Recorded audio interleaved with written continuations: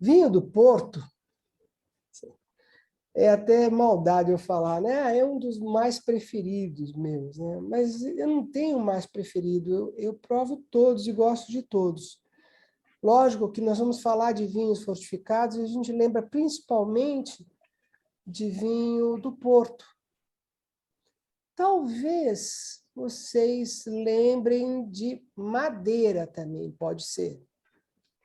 Mas tem 10 tipos de vinho do Porto, 10 tipos de vinhos fortificados. E aqui eu pus uma foto dos principais vinhos fortificados. Ó, tem o Madeira, tem o Cipriota, tem o Porto, tem o... Paulinho, eu fiz essa pergunta para vocês quando a gente foi começar a fazer nossas aulas. Muscato de Rutherglen.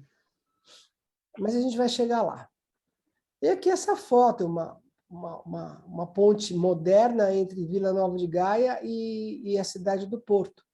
E os barcos que desciam com os vinhos em barricas de carvalho, lá do Douro até chegar aqui no Porto.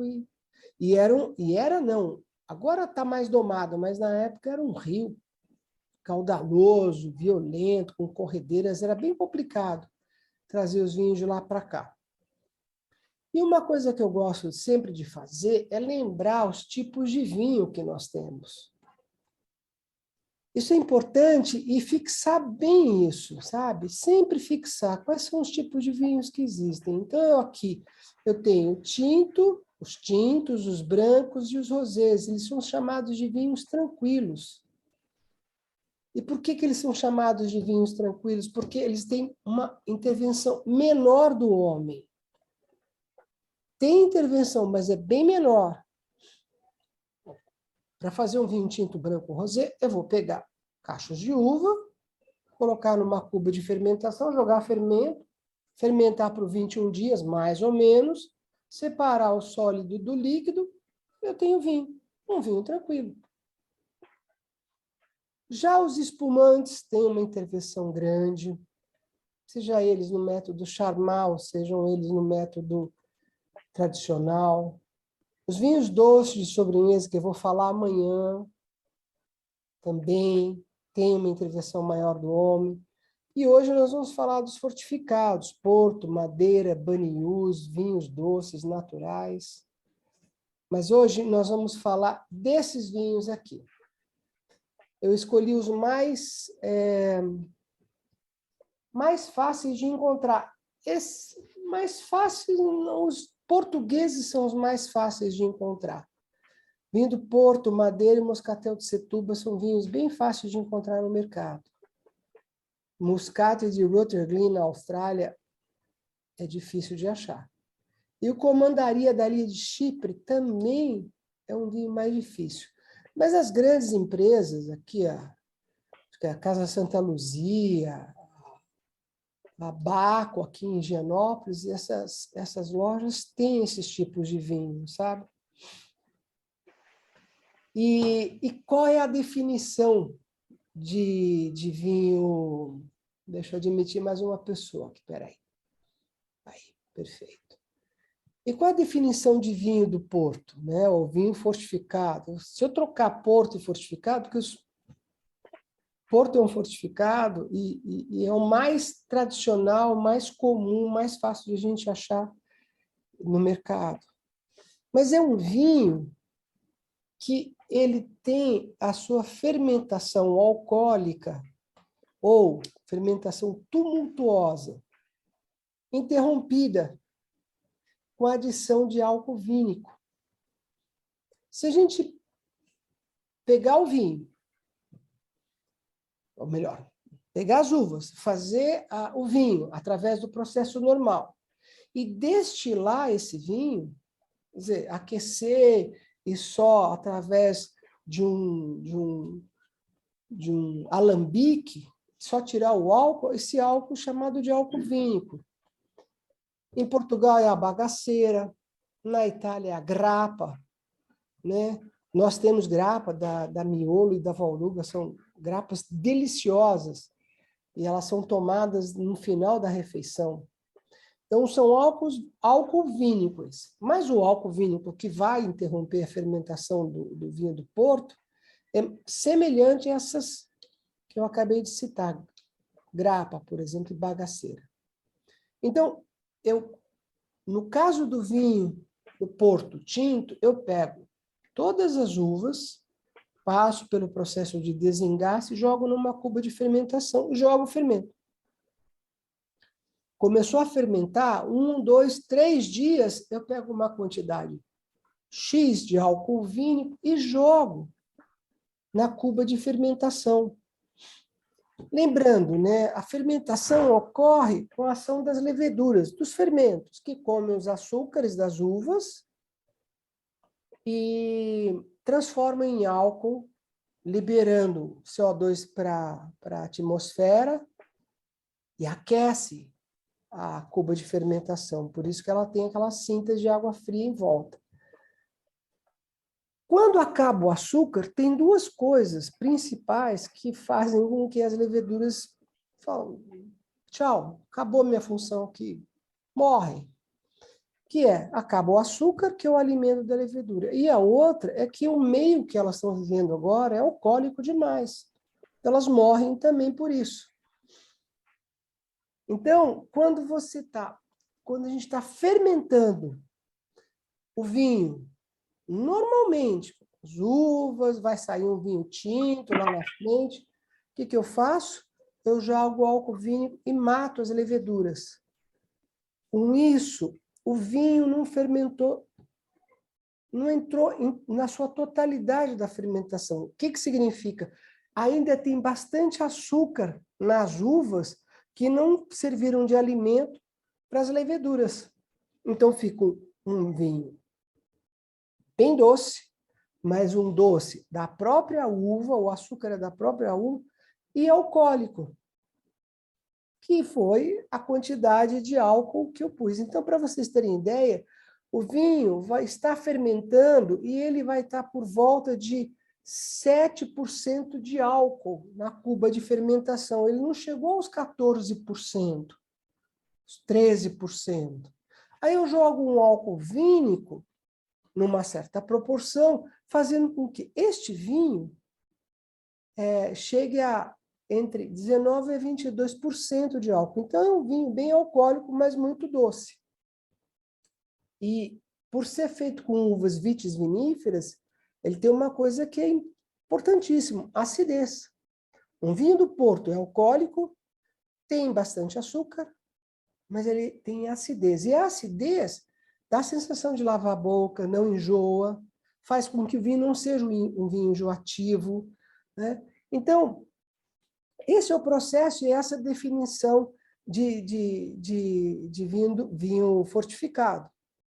Então, nós passamos agora para essa foto que eu gosto bastante, que seguindo das taças para as pessoas aqui, num sentido horário, são as cores diferentes de um vinho fortificado, da mais escura à mais clarinha, que existe vinho fortificado, um vinho do Porto, existe branco também.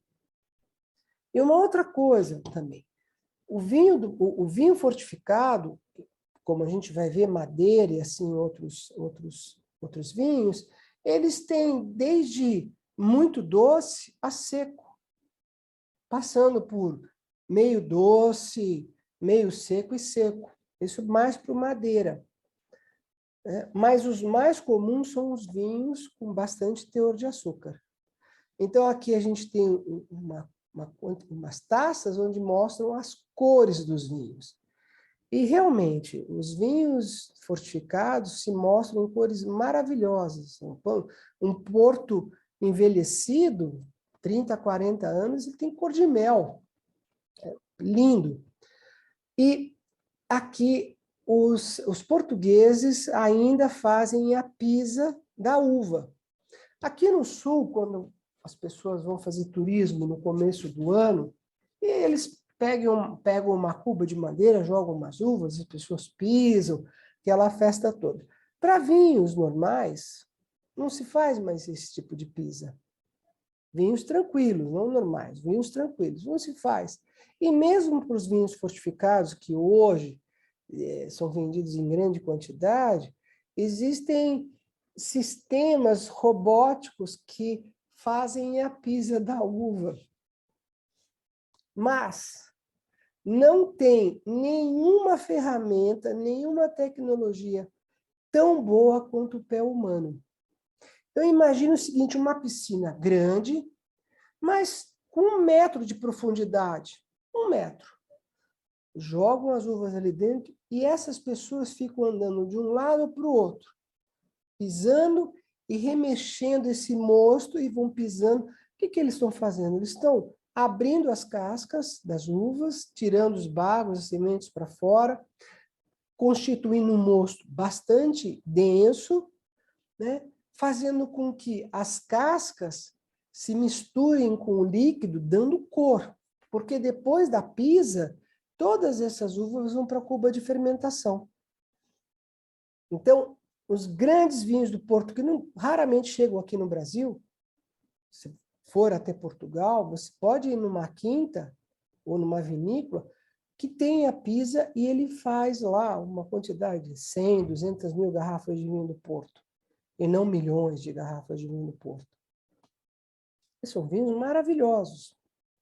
Embaixo aqui é a topografia da Ilha da Madeira, que é onde faz um vinho fortificado muito gostoso também. Do lado aqui, esse rio, é o Rio Douro. Na Espanha ele chama Ribera del Duero. E aqui em Portugal ele chama Rio Douro. Mas por que ele chama Rio Douro? Porque numa temporada de chuva, as águas escorrem das montanhas e vão para o rio, transformando o rio numa cor meio de barro, como se fosse o Rio Negro e o Amazonas, que não se misturam, mas a cor fica de barro, fica uma cor dourada.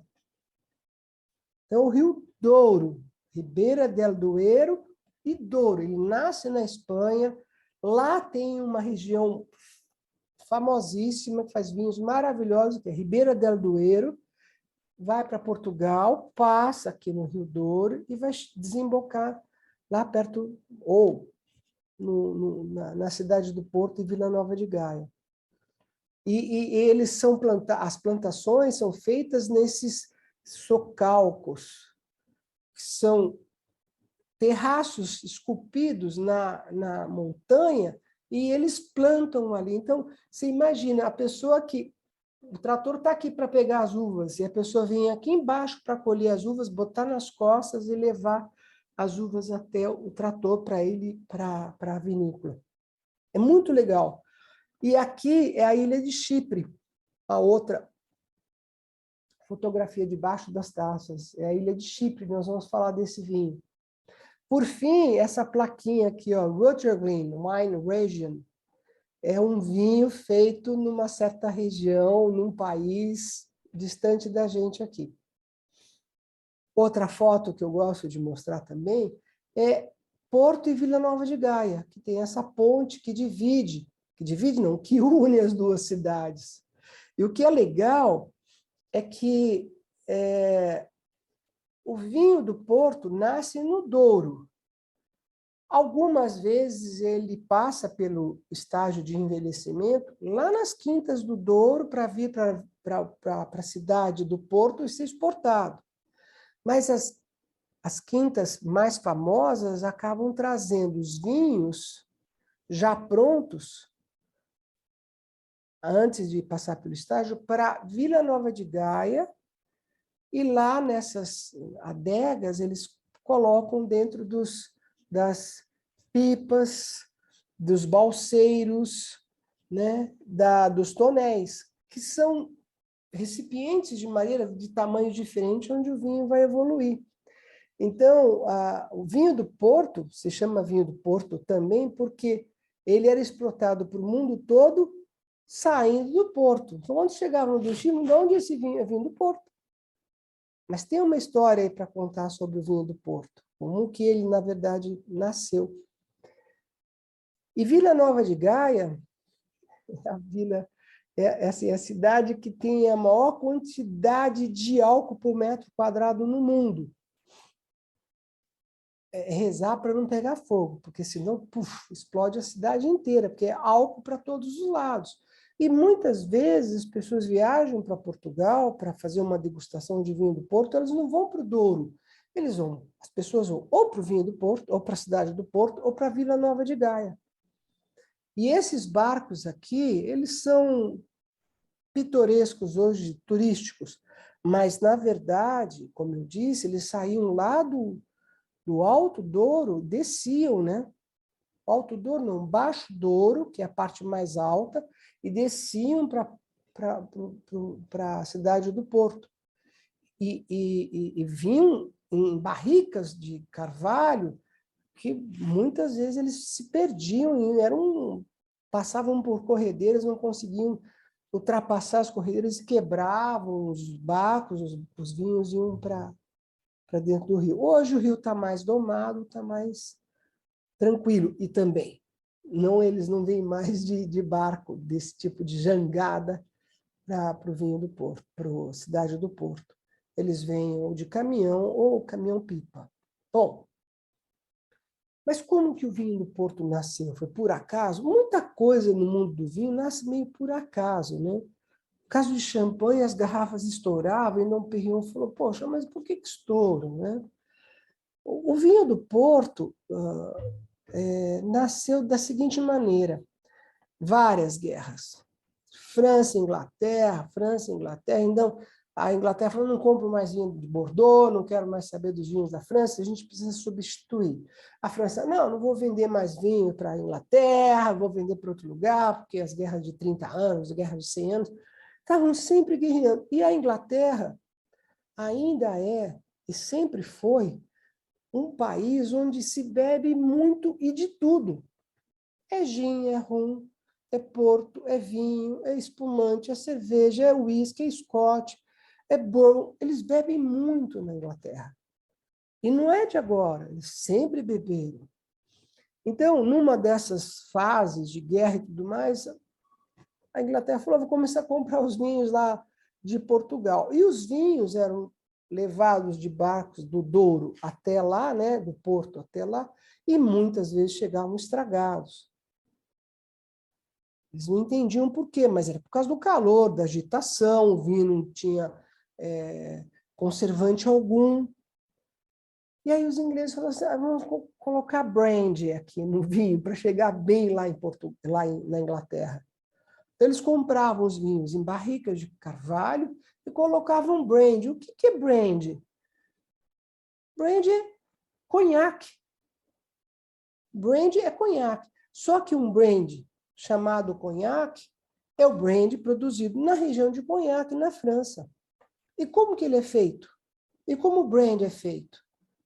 Destila-se o vinho, transformando em álcool, diferente da grapa, que é branca, límpida, transparente. Branca não, é transparente, né? Cor de água. Esse álcool destilado vai para barricas de carvalho e pegam a cor. É assim que é feito o uísque. O uísque, quando é produzido, é branco. Aí ele pega a cor nas barricas de carvalho. O brandy é a mesma coisa. Então, os ingleses compravam os vinhos e colocavam nas barricas de carvalho o brandy. Mas isso funciona desse jeito, sem querer. Quando chegava lá, na Inglaterra, o pessoal falou, o vinho tá bom. Ele tá muito bom, porque ele é mais alcoólico, né? E era mais alcoólico mesmo. Aí as coisas foram melhorando, técnicas novas, várias pesquisas chegaram no vinho do Porto que é hoje. É um vinho que começa como um tinto tranquilo, ou um branco, mas mais comum, um tinto tranquilo, que num determinado momento se adiciona álcool vínico, interrompendo. Aí a fermentação acaba, ele faz a descuba, separa a parte sólida da líquida, ele segue para ser um vinho do Porto Rubi ou um vinho do Porto Tauni. Hoje eu estou aqui com um vinho do Porto Rubi. E é um vinho que raramente falta aqui em casa. Porque eu adoro tomar esse vinho com chocolate depois de alguma refeição. Normalmente a refeição da noite. Então, a gente fica de olho nas promoções de supermercado, que quando aparece esses vinhos do Porto que custam R$ 89, R$ 90, R$ 129, a gente consegue comprar por um preço super legal. E a gente compra uma boa quantidade e deixa aqui em casa e vai tomando. Bom, a região produtora, eu já falei um pouquinho, mas vale a pena dar uma recordada. Hoje, as regiões produtoras, que são na verdade, o Vale do Rio Douro, aquelas encostas. Lá se produz vinho tranquilo, branco, tinto e rosé, e se produz os vinhos que vão ser transformados em vinhos do Porto. E como eu disse, esses vinhos podem ser envelhecidos no próprio região do Douro ou na Vila Nova de Gaia. E por fim, né, dali saem os vinhos para o mundo, são chamados vinhos do Porto. Olha aqui. Aqui é a cidade Vila Nova de Gaia, aonde é a região do Porto, e o Douro. Douro é a região mais conhecida de Portugal. Talvez depois da região do Minho, onde se produz o vinho verde, mas o Douro é onde se produz os grandes vinhos de Portugal, tintos, brancos e tranquilos. Mas Portugal não é tão grande, então outras regiões produzem vinhos maravilhosos. Mas como a gente está falando aqui do Porto, a gente tem que se fixar nessa região do Douro, que é aqui esse Vale do Rio do Douro, e Porto Vila Nova de Gaia. E quais são as principais uvas? Eu até peguei aqui uma colinha, que eu gosto de recitar isso, sabe? Touriga Nacional, Bastardo, Mourisca, Sousão, Tintacão, Tinta Francisca, Tinta Amarela, Tinta Barroca, Tinta Roriz, entre outras. Por que eu estou falando? Porque dessas uvas? Porque o vinho do Porto normalmente não é constituído de uma única uva.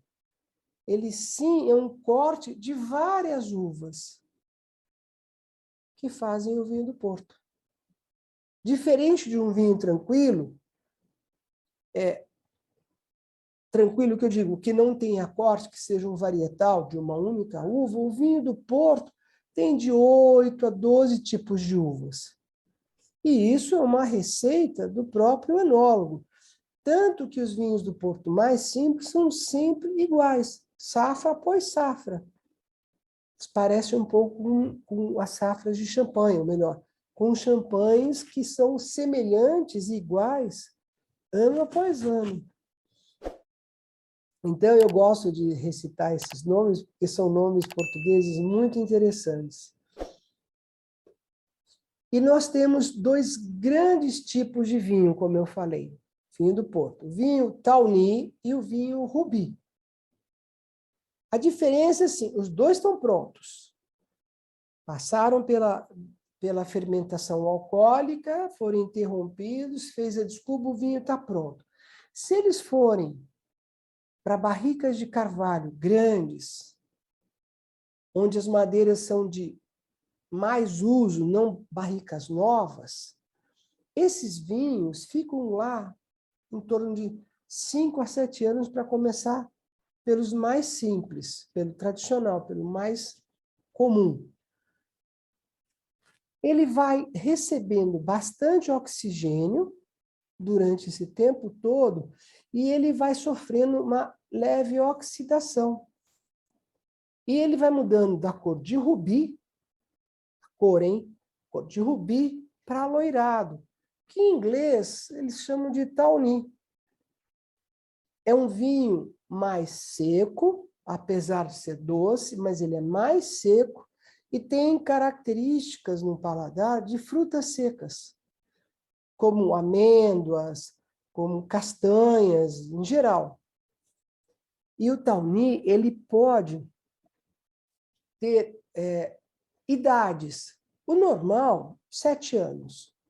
Um reserva, 10 anos. Mas tem o Tawny com indicação de anos.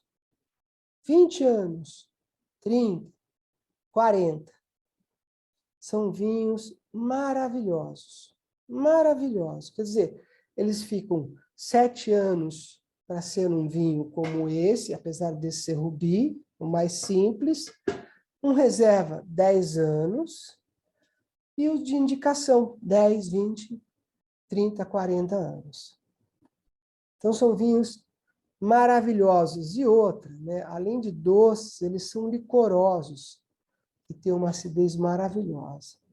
Uma vez eu fui numa degustação de vinho do Porto, onde o dono, um enólogo português, dono de uma quinta no Rio Douro, ele trouxe 2 garrafas, né? Um Tawny normal, simples, o primeiro deles, e um Tawny reserva. Mas também trouxe vinhos de 20, 30 e 40 anos. Esses 3 vinhos ele trouxe em tubo de ensaio. Tubo de ensaio com uma rosquinha. Ele serviu um pouquinho para a gente poder provar. E na hora que ele abriu, o aroma saía pela sala de degustação. O outro tipo é o rubi. O rubi é esse aqui. Até vou fazer o meu serviço aqui, vou servir. Não sei se vocês conseguem ver, mas é uma cor bem rubi. Olha. E eu uso essa taça para fazer a degustação, que é a taça de degustação. O rubi, ele estagia por menos tempos em barricas de carvalho, e muitas vezes são barricas mais novas e menor tamanho. Eles ficam por volta de 4 anos. Então, eles não sofrem tanto a degustação, a oxidação, perdão. Porque o produtor quer produzir um vinho vivo, jovem e com sabor de frutas vermelhas, que é o caso do rubi. Então, esse aqui e o Tawny são os vinhos mais tradicionais do Porto e os que chegam aqui no mercado brasileiro. É lógico, você encontra em qualquer lugar outro tipo de vinho, seja de 40 anos, seja um vintage, seja um LBV, que eu vou falar ainda. Mas esses, se você puder ter na sua casa, sempre na adega, numa temperatura lá de 14 graus, e quando você serve, ele vai estar numa temperatura gostosa, para você comer com chocolate, ou melhor, tomar com chocolate. E o rubi? Tem o tradicional, o LBV, que é um vinho engarrafado tardiamente. Late Bottled Vintage. Ele ficou mais tempo na barrica de carvalho e aí ele é colocado na garrafa. Mas o melhor de todos é o Rubi Vintage. O Rubi Vintage é normalmente um vinho de uma safra excepcional, envelhecido de 1 a 3 anos, não é filtrado, a rolha não é desse tipo aqui, é a rolha do tipo que a gente usa o saca-rolha para sacar. E ele é engarrafado e precisa de pelo menos uns 10 anos para ser aberto e ser tomado.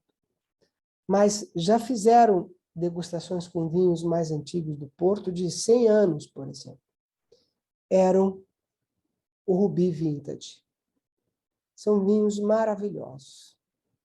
Então, para finalizar, o fortificado vinho do Porto, eu vou tomar um bom gole de um vinho Rubi, Porto Rubi. E eu gosto de colocar fotos, né? As garrafas são bonitas, o vinho é gostoso. Vale a pena experimentar. Um outro vinho que eu também gosto muito, e não tomo com tanta frequência, é o vinho Madeira. Se vocês pensarem, Portugal está aqui, e lá no norte da África, mais ou menos na frente do Marrocos, está a Ilha da Madeira, que pertence a Portugal. E são vinhos maravilhosos e também fortificados. Eles passam pelo mesmo processo, onde as uvas são colhidas, vão para a cuba de fermentação, começam a fermentar e a gente acaba colocando o álcool vinho para interromper. Mas esse vinho tem uma coisa interessante. É o único vinho que pode ser chamado de cozido. É, um vinho cozido. Ele vai para estufas depois de pronto e passa por um processo que tenta imitar o processo que deu origem a esse vinho. Então, na Ilha da Madeira se produzia esse vinho, se produzia, colocavam-se em barricas de carvalho, colocavam nas caravelas e saíam viajando. Quando o vinho chegava no destino, ele não estava legal. Perdão, ele estava muito bom. Porque ele passa, além de ele ter recebido do brand na vinificação, na hora da vinificação, na fortificação, ele era colocado em barricas de carvalho que passavam muito tempo no sol, nas caravelas. E quando ele chegava, ele tinha um aroma completamente diferente, muito gostoso. E principalmente os ingleses gostavam muito disso, desse vinho. Mas a história desse vinho madeira é interessante, porque as pessoas, os navegantes passavam perto dessa ilha e ela sempre coberta com uma névoa muito grande, uma neblina muito grande. Então, as pessoas não sabiam se era uma ilha, se não era, alguma coisa que eles não conseguiam decifrar. E um desses descobridores, com o nome de João Gonçalves Zarco, chegou até a ilha. Quando ele chegou até a ilha, ele falou, é uma ilha. Só que o que a gente via era neblina. Bom, ele informou que dava para cultivar coisas assim, mas a selva, a floresta era muito densa. Então ele resolveu atear fogo, colocar fogo. Isso lá em 1600, 1500, 1600. Aconteceu um desastre. O fogo pegou. E pegou em quase toda a vegetação nativa, floresta da ilha. E há relatos de que desse fogo queimou durante 7 anos. As cinzas depositadas no solo criaram um solo adequado para a produção do vinho madeira, que veio acontecer depois de tudo isso. Então, o vinho madeira, ele tem essa condição, é um fortificado, é muito gostoso, tem brancos, tem tintos, tem secos, tem meio secos, tem doces. O que eu mais gosto são os doces. Alto teor de álcool, 19% a 22%, e doce. E é interessante que o vinho é feito de acordo com as uvas. E são essas as principais uvas do vinho madeira. Cercial, Verdelho, Malvasia, Boal e Tinta Negra Mole. E eu vou dizer para vocês que o Cercial produz um vinho seco, leve e perfumado. Já o Verdelho elabora um vinho dourado, meio seco, amendoado, doce encorpado e com um buquê maravilhoso. Já o Boal faz um vinho mais escuro, mais encorpado, mais com cara de vinho do Porto. E, por fim, a Tinta Negra Mole, que é a uva mais popular, produz todos os tipos de vinho, seco, meio seco, doce, branco, se for vinificado em branco. Então, o vinho madeira também é um vinho que valeria a pena vocês provarem com o tempo. O vinho madeira, a história dele é um pouco mais curta do que o vinho do Porto. Porque no vinho do Porto eu falei da vinificação, e o processo de fortificação. Daqui para frente, todos os vinhos serão iguais dessa aula. Então, alguns exemplos de vinhos, vinho madeira. E vinho madeira também tem exemplares assim longevos à beça. Vale a pena provar. Moscatel de Setúbal. Esse é o terceiro vinho português que eu falo fortificado. Bom, seu moscatel de Setúbal é feito com uva moscatel na região de Setúbal, na península de Setúbal, em Portugal, aqui bem perto de Lisboa, nessas duas áreas aqui, principalmente essa em vermelho. E é um vinho que tem hoje no mercado, e tem dois tipos desse vinho, né? O moscatel roxo e o moscatel fortificado. São dois fortificados, perdão. O moscatel de Setúbal e o moscatel roxo. E ele realmente tem uma cor arroxeada. Também passa por um processo de vinificação, com a interrupção de colocar o álcool vínico, e depois passa por barricas de carvalho, dependendo do que o enólogo quer produzir. Mas é um vinho também muito gostoso, que vale a pena vocês terem nas adegas. Não é um vinho muito caro, é um vinho que pode ser comprado aí em torno de 70, 80 reais, já que serão tomados todos esses vinhos em pequena quantidade, a cada vez. As principais uvas para fazer esse vinho é o afrocheiro, espadeiro, merlot, rabo de ovelha e tamarés. E produzem esses dois que eu falei para vocês. O moscatel de Setúbal e o moscatel de Setúbal roxo. Esse é um vinho que poucas pessoas conhecem. Eu tive a oportunidade de provar numa degustação, numa feira onde tinha uma degustação. É um vinho chamado Muscata de Rutherglen, que também é um fortificado. E aqui no meio já tem um canguru. Então, onde ele é feito? Ele é elaborado em Vitória, na verdade, no norte de Vitória, na Austrália, onde as uvas, né, são Muscadet Blanc, Petit Rhin, Tokai, e não é o Tokai, não é a mesma uva que faz o Tokai na Hungria, é o nome de uma uva. Então, lembrando, as partes principais de produção da Austrália ficam principalmente nessa região onde está Rutherglen. E é um vinho, como eles dizem, né, elaborado da mesma maneira que o Porto, com adição de álcool vínico, interrompendo a fermentação e passa por estágios em barricas de carvalho. É um vinho também a se conhecer. Dizem que são os fortificados mais sensuais. Bacana isso, né?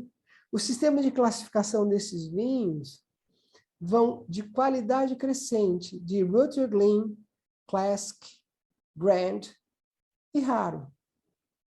São vinhos deliciosos e difíceis de encontrar no Brasil. Tem que dar um Google, procurar, ver se tem, acha. Tanto que as informações sobre Rutherglen são muito poucas. Mesmo na internet, nas literaturas que eu tenho aqui, falam-se muito poucos. Mas lá na Austrália, esse é um vinho famoso e que as pessoas vão até a região de Rutherglen para provar esses vinhos. E, por fim, um vinho que eu encontrei chamado Comandaria. É um vinho cipriota. Deem uma olhada nas parreiras de uvas. Olha, elas são cultivadas como se fosse um arbusto. Troncos grossos, caules grossos, e elas vão florescer e frutificar na ponta, sem nenhum aparato para escorar. Essa é uma característica dessa região. E o que é o vinho cipriota? Né? É o vinho da região, ou melhor, da ilha de Chipre. que é um país no leste do Mediterrâneo, que faz divisa, ou pelo menos está muito próximo, na Síria e a Turquia. Então, lá se produz um vinho fortificado da mesma maneira. Colhem-se as uvas, fazem a separação dos engaços, cubas de fermentação e interrompem com o álcool vínico. Esse vinho, na literatura diz que é o vinho que tem o nome mais antigo do mundo. Quer dizer, se eu for falar de um nome de um vinho, o Commandaria é o nome mais antigo de vinho que existe. Ele já foi citado em alguns documentos há 800 anos antes de Cristo. E é dificílimo encontrar esse vinho aqui no Brasil. Não é dificílimo, não é tão fácil. E não é tão comum as pessoas tomarem um vinho fortificado da ilha de Chipre.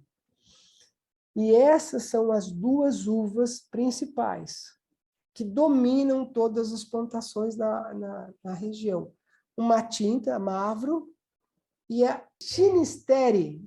São as duas uvas que fazem esse vinho. Também são vinificados numa certa região e levados para outra, para passarem por envelhecimento em barricas de carvalho.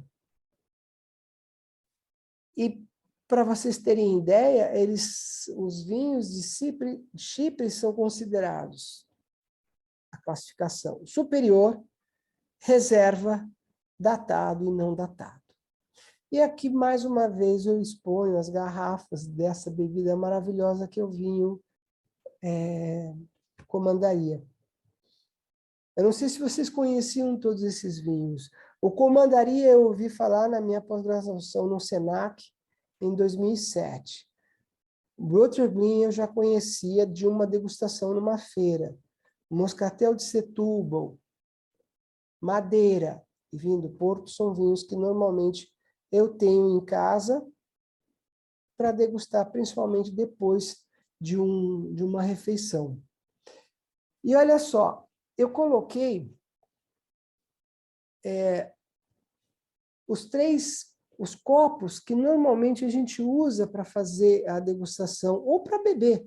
Eu tenho aqui o vinho, eu ganhei esse aqui, um copinho, olha, só para vocês terem ideia, essa taça maior é uma taça de vinho branco. E essa pequenininha é de um vinho do Porto. Mas, de um tempo para cá, o vinho do Porto não é mais tomado como um digestivo ou como um aperitivo. Vinho do Porto, diga-se, os vinhos fortificados. Isso aqui é um aperitivo, toma um pouco antes da refeição ou depois. Aí é um digestivo. Hoje se coloca o vinho do Porto e o fortificado em taças que você possa oxigenar bem o vinho. Essa aí é a ideal. E, por vezes, para a gente economizar, eu e a Naná, estamos tomando um vinho tinto durante a refeição. E eu vou servir um vinho do Porto, não tem dúvida, eu coloco na mesma taça. Passo, dou uma limpadinha na taça e deixo ela numa taça maior.